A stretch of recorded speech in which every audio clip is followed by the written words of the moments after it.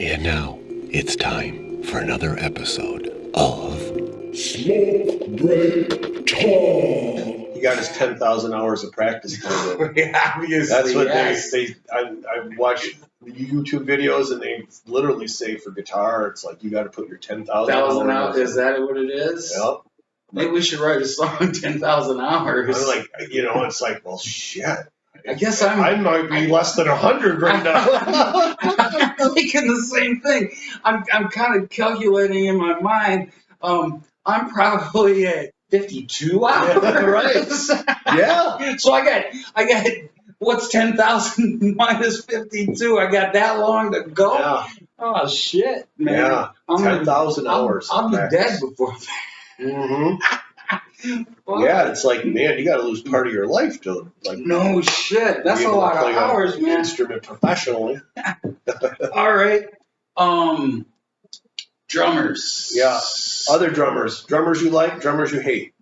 You know, I don't care for this band. I liked them when they first started, and until they got big, like Green Day. Oh, yeah. I liked Green Day when they first started, before Dookie. Oh, yeah? Yeah. I don't know anything really before that. I had a couple records before Dookie. I thought they came off when I first heard them kind of like, this guy's got like a kind of a fake British accent going. Yeah, he kind of does. Yeah. Billy Joe Armstrong or whatever his goddamn name. I mean, it kind of worked. I knew where he was coming from, but it's like, yeah, you're American. Why are you singing like a British guy? But I love their drummer, Trey Cool. Yep. He and is I don't think phenomenal. I don't think that's his actual real name. No, it probably isn't, but that's cool. Yeah, no, he is. Because he's Trey Cool. Yeah. That's cool. And, since you mentioned Green Day, I got to go to Blink-182 with Travis Barker. Oh, yeah, he's a good drummer. Good drummer, too, yeah. Yep. He was in the Aquabats, I think, before.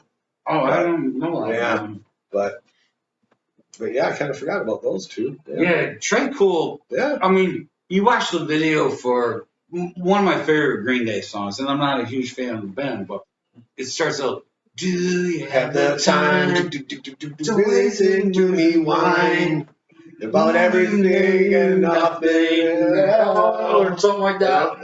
Yeah, that was the first. And then, in the video, they wheel him out, like a wheelchair. And then all of a sudden, Trey Cool's just like, yeah, jet plane coming in. Uh-huh. Yeah, fucking great drummer, man. We were going to talk What about like Peter Criss? I liked Peter Criss. He had a very unusual style, especially for the band he was playing in. Mm-hmm. But to me, that's part of what made their makeup and kind of, I was Peter and Ace fan, so when Peter and Ace left Kiss, I kind of said, okay. Oh, you weren't Gene and Paul? Yeah, they were all right, but Ace was my favorite Kiss guy, All right. And then Peter Criss, he had the big Beth sing, which I don't think any member of Kiss actually played on that single. I don't think so. Okay. Yeah. I love that song. That was like, I was into Kiss like fifth grade, sixth grade. Yeah. Yeah, I was totally into big Kiss. posters and all the collectible shit. Mm-hmm. Yeah. I had like a Gene Simmons doll that my parents got me for Christmas one year and shit. I loved Kiss. They made that real hokey movie. Yeah, but I had to be home and watch it. I did too, man. First. I remember watching that. Yeah. I watched it in my parents' bedroom. Very poor acting in that. Oh yeah, it was awful, but I watched it was great when you're a kid. Yeah, I watched it. And I think there's a lot of shit now is kids now are going to say when they grow up and become adults, oh God, that was great, but it was shitty. Yeah. It was still great. That was one of them. That movie sucked ass. But no, I thought Peter Criss, cool. he's a unique drummer. He was, was he trained classically or jazzily or something? Was curious. So yeah, he wasn't your typical metal drummer, and then after he left, they just kept bringing in your typical metal drummers with 2 kick drums and 15 cymbals, and they only used 2 of them. And You know, Right, they had like Eric stuff. Carr and And then one of them died of a brain aneurysm or something. Right. I don't know. I didn't, but I did like Peter Criss and Ed Ace. Those are. I wish those two would have kicked out Paul and Gene and kept going. But another drummer we got to talk about is Phil Collins. All right, let's go with Phil Collins. Tell me your take on Phil Collins. As a drummer, I don't think there's really anything that special, honestly. Okay. But he shaped the drum sound of the '80s with that heavy reverb, but a quick decay. Very fake sounding drums, in my opinion. The whole '80s had them, you know. Okay. It was reverb, but with a really quick decay. Yeah, like highly compressed, and it changed the sound of the drums. Yeah, but anyway, I thought he was a better musician, songwriter, singer than he really was a drummer. Actually, I don't think he was very influential as a drummer, but he happened to be the right guy at the right spot for Genesis as they were transitioning their lead man. Well, because Peter Gabriel was Peter Gabriel. He was the lead singer, and then he left. He booked out solo shit. Yeah, he wanted to go more world. And Peter Gabriel, I think he's wonderful. Awesome. he's got some great songs. Like Sledgehammer is a great song. I hate that song. Oh, that's a great song. God, that song sucks ass. And Shock the Monkey. That's all right. I like they were different back in the day. Where he's holding up they played all in your eyes or something. Yeah. But as far as Phil Collins goes, as a drummer, I really don't know of him as a drummer, except for there's one song that he did that I like. That it's I don't know what the name of the song is, but it's a song where it starts out slow and then all of a sudden he comes in with a boom, boom, boom, boom, boom, boom. Yeah, that's like that in the air tonight. In the air tonight, yeah. And I think that drumming, that intro drum there, is just phenomenal. It's just great. That's one of the songs that shaped the drums of the '80s, I believe. Okay. Yeah. Because he had a huge impact in the sounds of the drums of the '80s, but not really playing them though. Okay. He probably played that as the drummer because that was, I think, before he got full on into the. At one point, I mean, the guy was all over. You didn't know if it was a Genesis song or a solo song. Right. Because they sounded the same. Right. Was good for the '80s, but yeah, him and Don Henley obviously are the two singing drummers. I hate Don Henley, and it's weird when you're watching like old Eagles videos. To me, it's weird having the guy who's farthest back on the stage singing.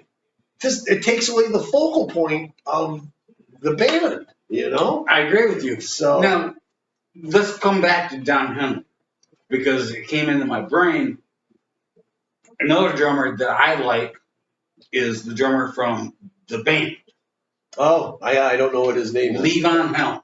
Oh, is he the drummer? Mm-hmm. Oh, and the singer? And he sang a lot of the songs.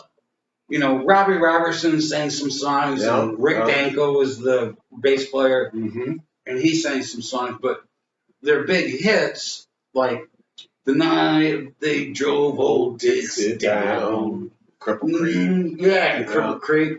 Well, Levon Helm was the vocalist, and also, but he was the drummer, too. Even when they would tour? Mm-hmm.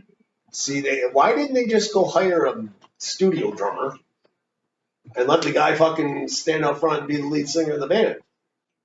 Maybe because Levon Helm liked to play the drums. Well, and so did probably Don Henley, but it's like, it's just not a... I got no problem with the drummer singing the backups like that, but when you're the main singer, you need to get out behind that fucking drum set. You got to get or pull the drum set front. But that's funny that you mentioned that. When I was playing with Gravel Train, we opened for a band called Cowboy Mouth at St. Andrews Hall, and Cowboy Mouth, their lead singer was a drummer, and they had this whole setup where his drum kit slid forward. Holy so shit. he was out front. Yeah. Well, if you're the singer, being the singer, yeah. And it was kind of cool. Yep. Because like he's out front singing, playing the drums, and then he just basically had his backing band. Yeah. You know what I mean? Right. So that was actually kind of cool. Yeah. You know, I can't remember the guy's name, but you know, because like when Peter Criss would sing Beth in concert, he didn't stay behind the damn drum set to sing it. Of course, did he stand there's up? no drums. I think they would always just like bring out a stool. I mean, I think that song is mostly orchestral instruments and shit going on. So I think it was just him and a microphone. Okay. And probably a backing tape because I don't think Kiss ever played a note on that song. I could be wrong, but here you come. But that was the only radio hit they had for, you know, years until, you know, somebody finally said, oh, Rock and Roll All Night Party Every Day should be a hit song for them. But yeah, they struggled for a little bit. You know, they weren't like massively popular at first. No. They hit it in Detroit though, and toured and toured and toured and toured and toured and toured, and they toured everywhere. Man, they did it the old school way. You know, you think of Kiss as marketing experts, but those fuckers would play anywhere, anytime, any town. Now, let's do it. Let's go. No town's too small, and I appreciate that about I Kiss. do too. I give them kudos for that. I would give kudos also, man. Yeah. That's great. You know.